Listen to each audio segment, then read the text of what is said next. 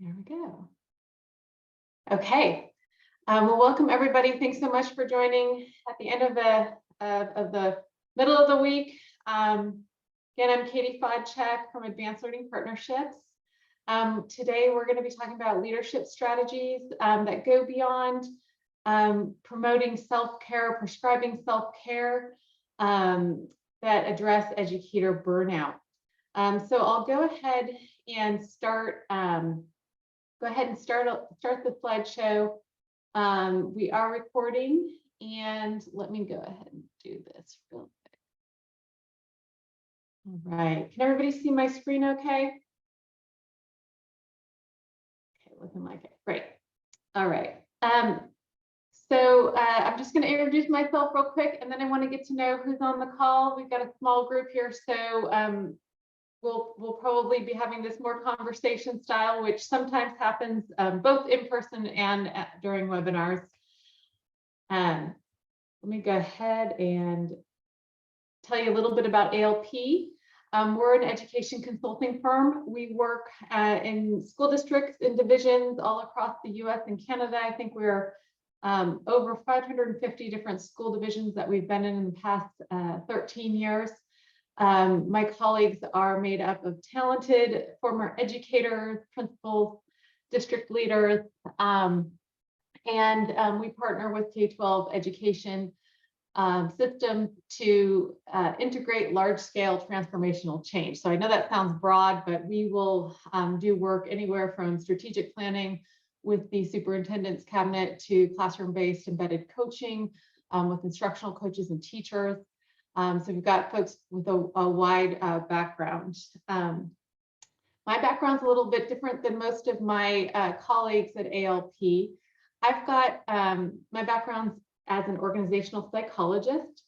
I've been working in education systems since 2006. I started my career in 1998. So well over half of my career has been in education systems.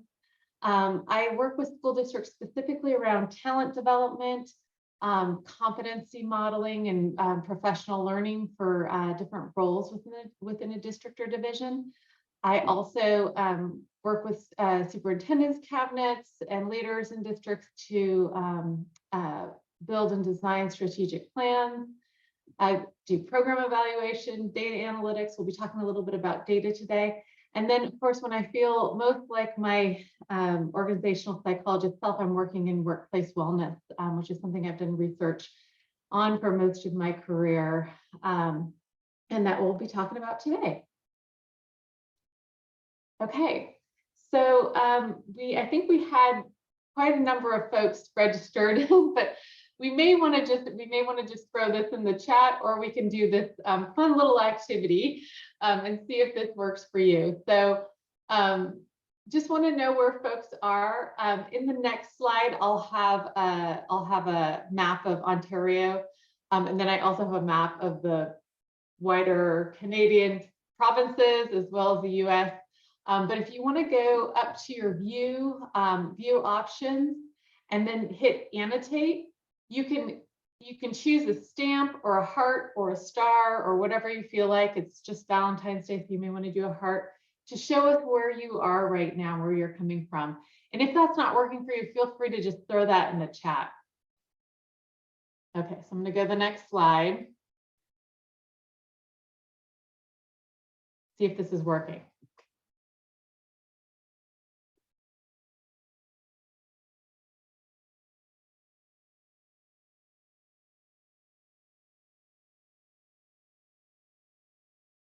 We got, oh, I see a little check. I see a check in Toronto. Is that Toronto or maybe outside of Toronto?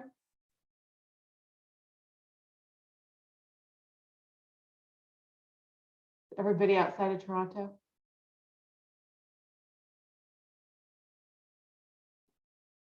Okay. All right, Windsor. Okay, just north of Toronto, Windsor, Pickering, Durham. Wonderful. All right. Well, and Whitby. Okay. So I'm greeting you from Chapel Hill, North Carolina.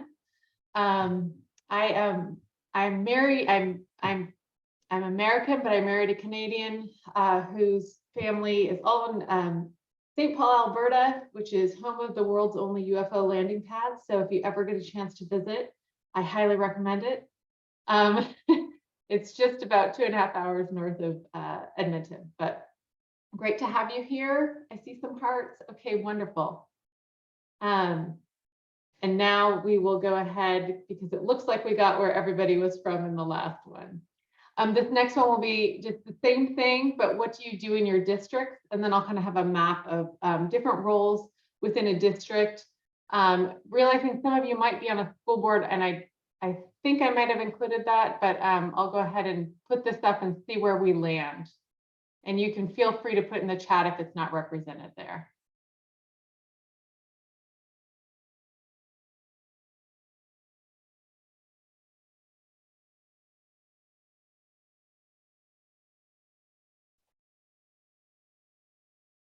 All right, we've got a principal or administrator. Awesome.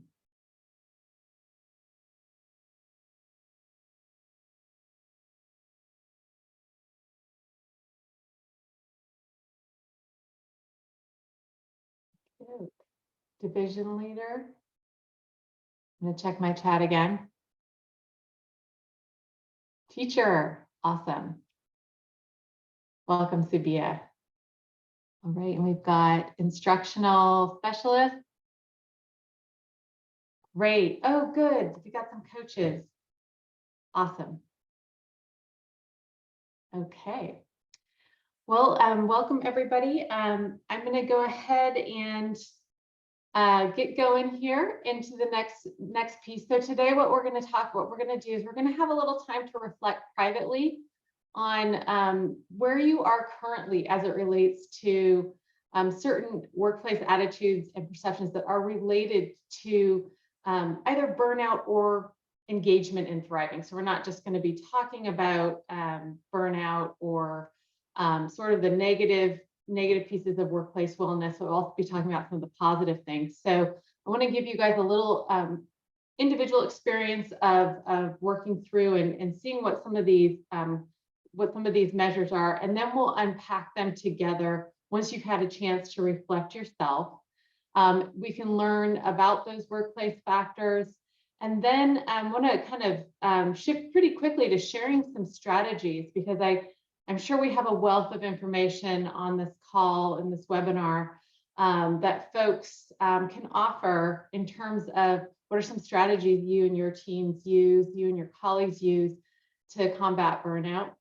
And then I'll talk a little bit too about what we do when we consult to organizations around burnout and wellness. Okay, so let's pause first. This right here is a link. We have the employee wellness survey here, and you can go ahead and click on the link. We'll take about 10 minutes. We can do, mics and cameras off.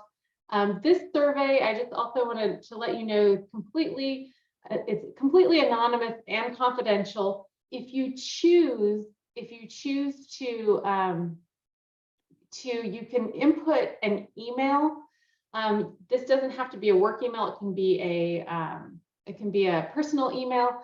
But if you input the email, what you'll get is a kind of a score, like a profile of all your scores, your personal scores, as well as links to some articles and podcasts around employee wellness, some resources in that too. And I don't report those emails to anybody, so I just wanted to let you know it's confidential if you do choose to put your email address in. And so we'll take about 10 minutes and come back probably around 4:20. And then we're not going to go through your results or anything. We're just going to start walking through some of the measures that you took. So thumbs up, we good? Everybody getting into the survey okay? So just a reminder to click on Katie's PowerPoint slide versus on the Zoom screen. Maybe Katie, could you put the link also in the chat? I'm sorry, let me put the link to the survey in there real quick. That might be easier. I'll put the link to the survey in the chat. If you are in the PowerPoint slide, it'll be on this slide. Let me go ahead and do this. And we'll put it in the chat.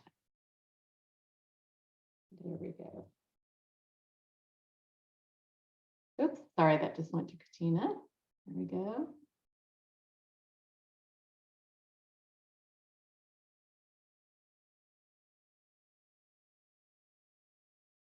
Is everybody able to access that?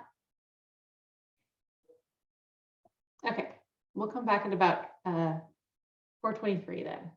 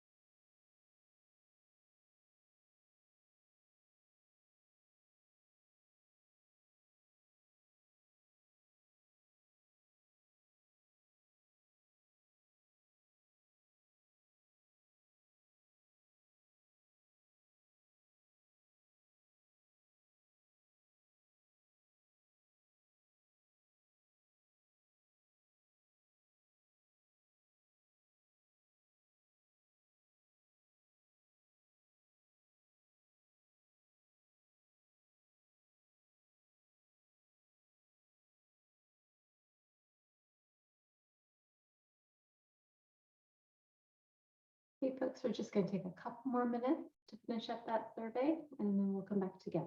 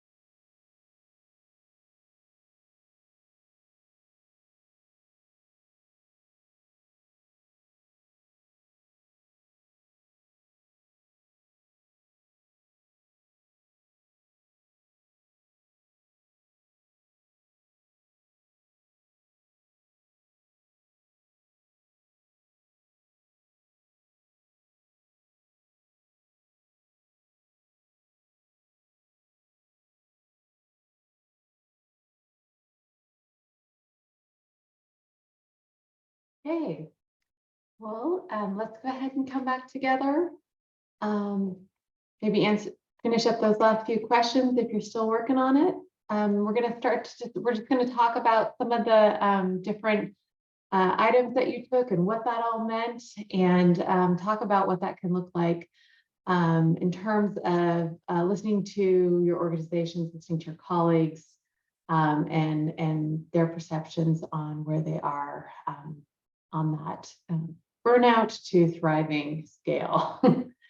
Okay, so when we think about personal characteristics or behaviors that might be feeding employee burnout, what are some things that come to mind? If we think about sort of those personal drivers, maybe things that you do personally, or you have a colleague that does that, or just thinking about in general, what might be some personal characteristics or behaviors.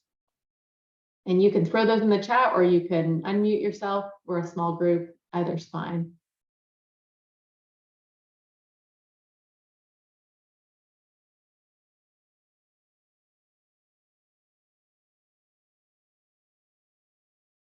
Family, yes.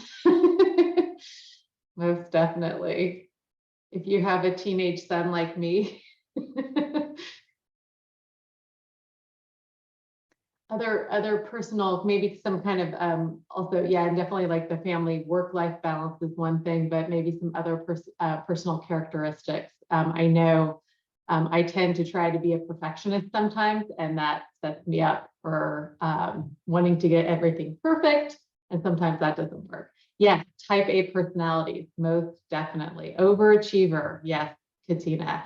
I hear you on all of those things. So yeah, so there are definitely some personal things that can drive workforce burnout.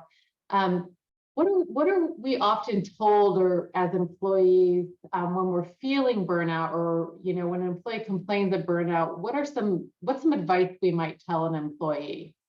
Go to the spa, yeah. Take a break, right? Other things.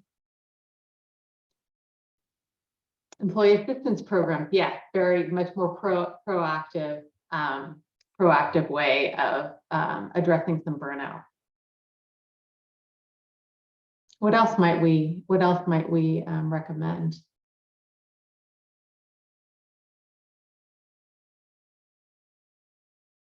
Yeah, reducing workload. Reducing workload is a good one. Nature and exercise, most definitely. You guys are on it. Nutrition, yes. And so one of the things that we often hear, sleep, yes, and relationships, for sure. One of the things we often hear is, okay, well, you need to go on vacation, you maybe do some yoga or meditate, take more breaks during the day. These are all excellent. It's all great advice. But it's only part of the equation that's what's often driving burnout. So this is also part of the equation that really puts it on the employee. You're feeling burnout, maybe there's something wrong with you, you're working too hard, you're putting too much pressure on yourself. But often when we see that an employee is feeling this way, they're not the only one within an organization. There could be organizational factors that are at play as well. So when we think of those workplace factors feeding burnout, what might some of those things be? And feel free again to put it in the chat or unmute and shout it out.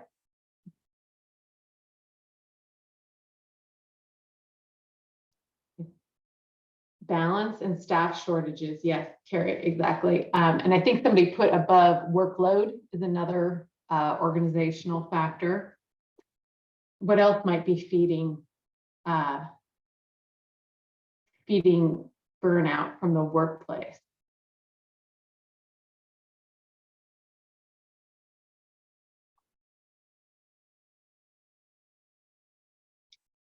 Still need to get, yeah, not enough time or resources. So when that's really great, Katina, when the demands exceed the resources, and time is a huge resource, especially for educators, we know everyone struggles with. So often you might have a boss that is a micromanager. You may have too much of a workload on your plate. There may be issues and perceptions of unfairness in the workplace. There are a number of different factors that could be driving folks' burnout and stress within the workplace. So when we think about, is it the person or is it the organization? What we really know is that it's the relationship between the two. However, organizational factors tend to impact people's feelings of burnout. That's what the research tells us. Organizational factors are stronger drivers of burnout for folks than those personal factors. That's something to think about. And then just want to talk a little bit about kind of more of a clinical definitions. It's not in the DSM-4, which is sort of the diagnostic journal for psychology, psychological disorders. However, it has been very well defined in the organizational psychology research and literature. So burnout is actually made up of 3 different things. First, it's chronic exhaustion, just feeling used up at the end of the day, tired both mentally and physically. Also cynicism, which kind of has to do with some more global ideas around this work doesn't mean anything. We know a lot of teachers and medical workers and folks during the pandemic really got hit hard by this in terms of no matter what I do, I'm not reaching this kid, or I'm not, or this work in general is not having an impact on the situation here. We see this a lot in crisis times, and we're coming out of that crisis time. However, there's a lot of shifting things still going on that are driving burnout. And then what we also see is perceptions of personal professional ineffectiveness. So that feeling of no matter what I do, or I'm not good at this job, and no matter what I do, it doesn't make a difference, no matter how hard I try. So really all 3 of those things make up burnout. These statistics that are up here were taken before the pandemic. I have an idea that they're probably higher now. But really, when we do want to talk about addressing burnout, we really have to think about all 3 of these areas. And so I do want to recommend a book for all you folks on the call. And I actually did, take this author, Jacinta Jimenez, did an amazing job in compiling all the research. And so here's the book. It's called The Burnout Fix. And the first 5 chapters are really around that personal piece. A lot of her leadership coachings, what she does with leaders to coach them around their own personal thinking, those things like perfectionism or not getting support from folks, but some really great strategies. But the last chapter is around this organizational piece. Okay, so she took a lot of the literature and really had folks really think about it in terms of what are the different levels that are influencing burnout in organizations. So we have all these different areas, even in larger society, what is driving our perceptions of success. Then we have the organizational environment, You could be in a great organization, but have a team where there's a lot of issues among community or values. And then of course the individual, which we just talked about. So we'll really focus the rest of the time on talking about those organizational and team level factors. So what Dr. Jimenez really kind of pulled together with the research, and another great researcher in this area is Christine Maslach. And they talked a lot about, this is something that was mentioned, was work overload. And that is what I think Katina had said, job demands exceed what we can do, what our resources are to do the job. You don't have the right equipment, you don't have enough time, you have work overload. The second piece, control, has to do with job autonomy. So having too little control over the work that you're able to do, when you're able to do it, how you're able to do it. You may have conflicting duties. You can't do two things at once, where one duty is kind of negating the other. Too much micromanagement, those kinds of things. The next is reward, and this isn't just reward around monetary reward, salary or bonuses. This can also be just a recognition thing, being recognized for the work that you're doing, feeling supported by your organization. Fairness, this is an area I studied pretty deeply during my doctoral work, called organizational justice. There's different types of fairness. There's procedural fairness. There's fairness in distributing resources within the organization, and fairness in access to relationships, but really feeling like you're in a system that's not fair. And then values conflict. So that has to do with my values do not line up with the organization's values. They're off, they're askew, and I don't feel good working here, right? And then finally, a breakdown in community, and we saw this a lot during the pandemic, where folks were physically isolated, but just not feeling like you belong, not feeling included, not feeling like people care for you within that community. And so when these are off, what we see is that they can lead to burnout. And even any one of these being really off can lead to burnout. So what Jimenez did was put it in this nice framework where if we look at this page, she took work overload and control and put that into agency. So it's called the ABC, the steady pulse work team. Workload and control is an agency. Reward and absence of fairness is in value, is in benevolence. And then values conflict and community breakdown are in community. So we can see where the different drivers for being able to foster that agency, benevolence, and community that are within the organization's control. So this is her model for steady pulse teams and organization. So one of the things that we can talk about as a group, I think we have too few people. We're going to do some breakouts. But what I'll do is ask you to kind of think about one of these areas that you want to explore. We can explore them all of the group, but one of these areas where you might think of your organization that you're in, and think about some of the strategies they have, or maybe procedures or events that foster these different areas. What might be some ideas for enhancing folks' sense of agency and benevolence and community within an organization. So what we'll go ahead and do, and I'm going to come back to this. What we'll go ahead and do is there's a Jamboard here, and I'm going to go ahead and put a link to the Jamboard in the chat. I'm just stopping share real quick. I'll put a link to the Jamboard in the chat. Here we go. It's also linked in your slides if you're still looking at those slides.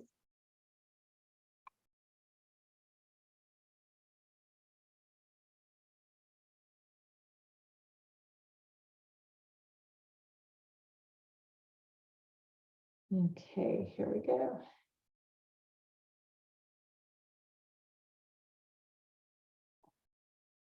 Okay. So if you want to just jump into that Jamboard, and then I'll go ahead and share my screen again.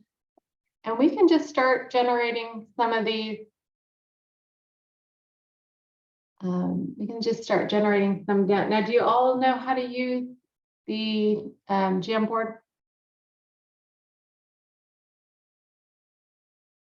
There we go.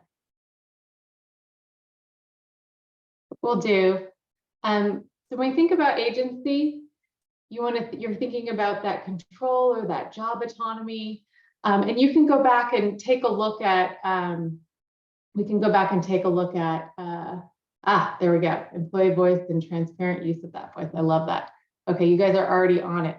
If you want to go back and look at the slide that has the ABCs in that framework, some of those bullets are kind of helpful. You can also go into, I've got some other slides that just isolate the agency benevolence. So we want to think about what are some examples and strategies and ideas for building agency in the workplace. So I love the first one, employee voice and transparent use of that voice. I actually did some research on that for my master's degree and looked at people's perceptions of voice in their performance evaluation. So that's really interesting. Yes. Not feeling micromanaged, feeling like you have a say in how you work and how you work, and maybe even when you work. We are confined as educators a bit to certain schedules. However, thinking of, I'm trained here as a professional, and I feel like I know, I can do what's best for my students and make those decisions and not feeling micromanaged.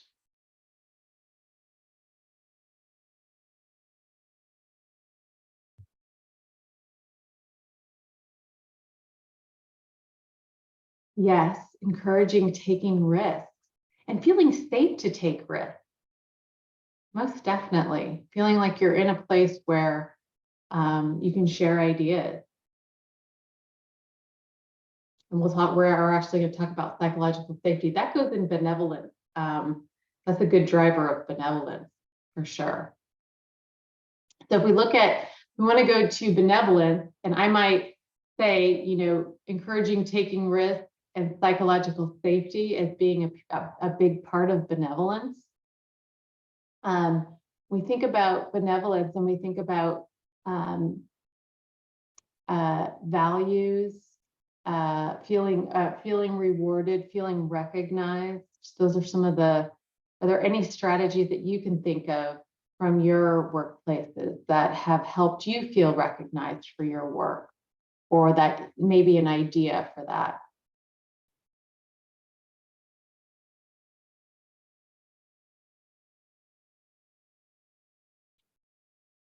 Yes.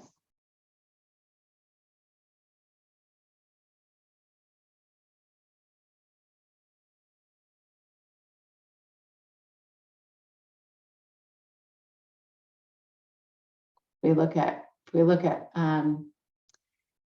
that recognition piece, this piece here, benevolence. Another area is committing to equitable practices and acting with integrity.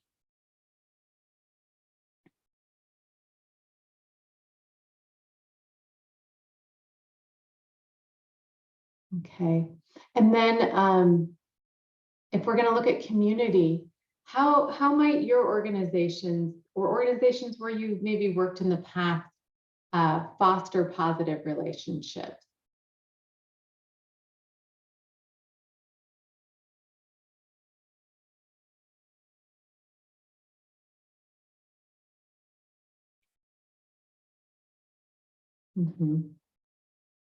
Yeah, what might be some of the characteristics of a positive faculty culture.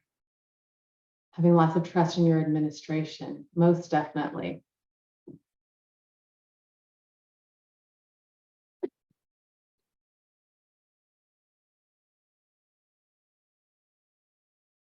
Communication, yes.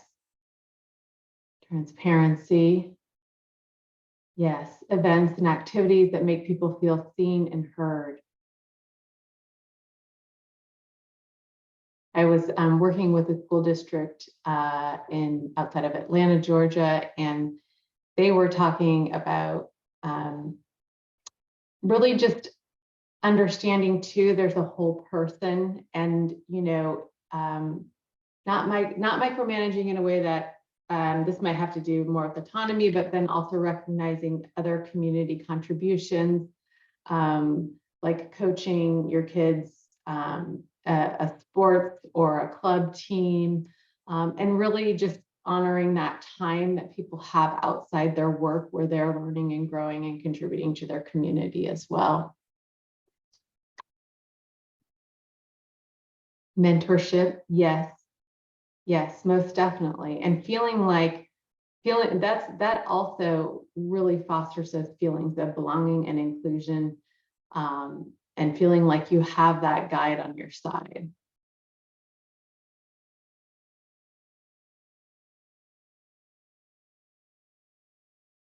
Okay, so thank you so much for sharing, folks. So I'm gonna go ahead and we're going to come back to some of the more positive pieces of this. So when we looked at all of those drivers of burnout, and we see that when they're in a good place, when we have that steady pulse with the agency, benevolence, and community, and we're thinking about that the flip side becomes possible. Folks feel engaged. And engagement's made up of a few different things. You may recognize this from the measure that you just took. First is vigor. I feel energized by the work. I feel excited. I feel creative. It gives me energy, makes me happy. Dedication, and even when things are kind of not going the right way, staying committed to it. That's another piece of engagement, just sticking with it. And then absorption, that's sort of like that, I'm losing myself. I don't know if any of you have ever been in the moment as an educator, and it's just all track of time goes and you're just in the flow of it. So that's that deep absorption. And this employee engagement is so important because it predicts all these great things that are great for organizations. It's really a win-win. It predicts organizational citizenship behaviors, which are those extra things that folks do around the workplace to really help one another out.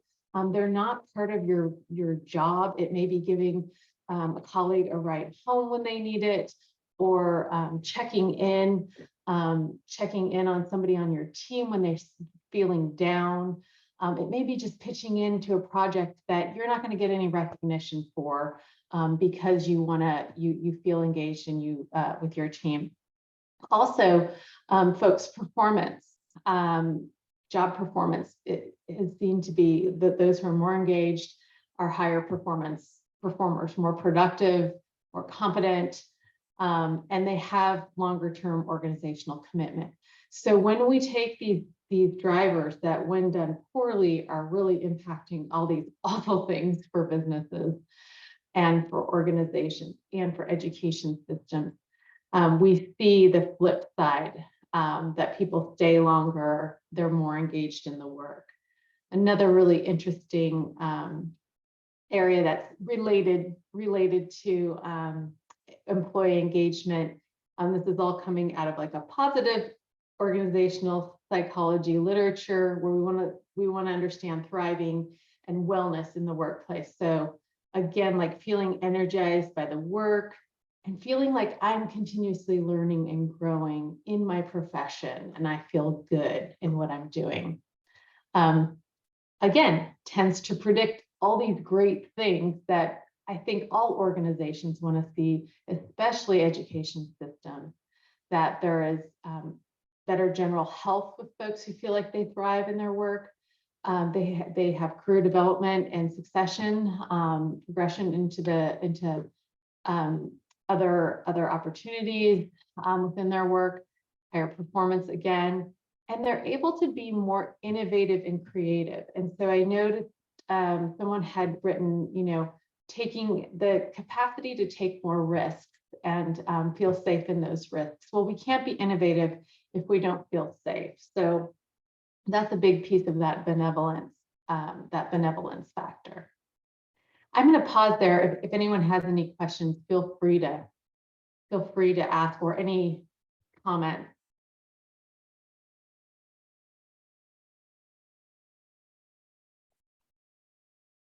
All right. Okay, so we already did this. We went into the Jamboard, but just wanted to kind of say, okay, so I was going to do a breakout room. This is my these are my colleagues. This is my community, and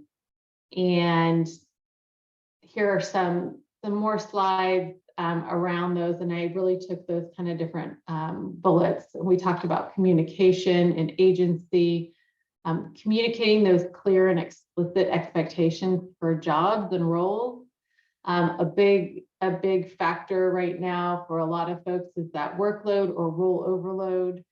And then really investing in personalized professional development, right? So really not pulling everybody out of a classroom or pulling everybody out of their job, but maybe having some job embedded opportunities can really build agency. And we talked a lot about benevolence and community here. And if you feel like going in and adding more to that Jamboard, feel free. I'm going to talk a little bit now. I'm going to shift gears a little bit more to talking about how do we get from the state of burnout to amplify. And just with the acknowledgement that we've kind of crunched a longer session into 1 hour, but really want to give you the resources that we have here at ALP and that what we've learned from working with different organizations and districts. So the best place to start, and some of you already said this, is communication, is to listen to your employees. Folks really do know what's driving their burnout. It's not some big mystery. So really sitting down, if you feel like it's at the team level, sitting down with your team, talking with them. And then what I'm going to talk a little bit too about is if you're looking at a larger organization, if you're looking at a school, if you're looking at a whole division, and you really want to know where are the big drivers of burnout, and where are our strengths? What might be driving these high levels of engagement? Or maybe they're in different pockets, and we want to do a little bit more information to unpack that. We want to be detectives. So how are we going to use our data to be detectives? And then, like I said, bringing in your community. And often you'll find that there will be solutions that are bottom up, not top down. So one of the researchers in this area, Christine Maslach, says, the saying's always been, if you can't take the heat, get out of the kitchen, right? And we feel that put on our shoulders as employees, that, oh, I'm not good enough, or there's something wrong with me. But the real question here that we're trying to get to is, why is that kitchen so hot? Okay, and how can we effectively lower the temperature so that we're in a healthier work environment? So I'm going to talk to you about different places you may look, and you all were a part of the survey. That's the survey that we give districts and schools and organizations to really unpack and say, okay, what are your big drivers? What do you need to focus on? And don't waste your time over here. Don't waste your strategy and your efforts over here. But what are your big pain points? And then how can you leverage what's already strong in your district or your division or your school? Okay. So Adam Grant is a famous organizational psychologist who I'm a big fan of. And so agency is what we talked about in terms of that, the resources meeting the demands of the job. And one of the I think the best way to help with agency is to identify really clear role expectations. When people have role ambiguity, it makes it difficult to set goals in their performance. It makes it difficult to know what to prioritize in terms of projects, and also to build their competence in a focused area. If we talk about competency-based learning, well, that applies for adults as well. So one of the things that we do, both internally within our team at ALP, as well as externally with schools and district personnel, is we will go in and help and build out a competency model, which is a model that is a framework that can apply for all different roles within an organization. So those big domains of inspire, design, empower, amplify, that's our competency model at ALP. But then each role is going to have different competencies underneath those big area buckets. But those are, kind of the uniting glue for us. Somebody had mentioned mentorship and mentors. And so we work with our mentors one-on-one to set goals that are based in our competencies and be really clear about how we're going to practice, and understanding it's okay to not be perfect at all of this, and that we need practice and we need guidance. And then also being really clear about how those roll up to the bigger organization goals. How am I contributing? Okay, and having that communication. So that's one big piece of agency, but making that transparent and being able to talk at the team level about competencies is really empowering. Another piece, and I'm just giving you some snapshots here, is around really understanding, like I said, where the strengths are within the organization. Where do we need to concentrate, and getting some data over time is very helpful. So here we can see with this organization, employee wellness scores for engagement went down a bit, thriving went down, autonomy went down, fairness went down, and then value fit went up a little bit, which is good. Role overload went up, and burnout went up. So we want to take a look, and we want to dive deeper. We want to say, okay, we see these challenges. Let's look at role overload. If we notice that, we can do analyses that say this is the biggest driver that we're looking at. And then we can ask more questions. What's really impacting your role overload or your work overload? And with this organization in particular, we saw that too many meetings. There were too many meetings and not enough time to do the work. I'm always in a meeting, right? Does that sound familiar? That might sound familiar to you, Katie and Carrie. But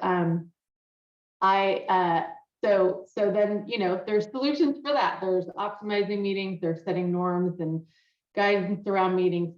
But instead of saying, okay, we're looking at all of these things and we're worried about all of these things, we can really pinpoint what was the biggest driver and, what should we be doing to change. Okay, I see we've got okay, yeah, no worries. Got some parent teacher interviews. I've got those coming up this week myself. It's just you and me, Carrie. Alrighty, well, so I'll go ahead and wrap up.